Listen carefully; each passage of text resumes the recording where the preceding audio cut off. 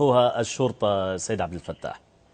نعم، يعني أنا أعتقد أنه في 3 مناطق مهمة جدا بتقوم الشرطة بالتعامل العنيف بشكل مستمر.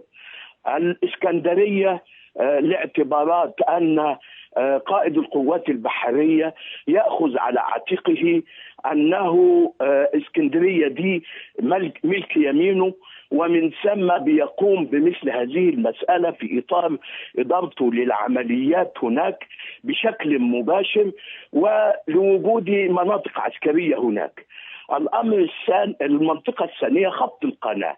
أيضا خط القناة من الخطوط التي تعبر عن منطقة حساسة وملتهبة. أول ما بيخرج أي تظاهرة في أي من المدن الثلاث، خاصة في السويس وبورسعيد، يحدث نوع من المواجهة المباشرة والحالة، بل ربما قبل أن تخرج المظاهرات ذاتها.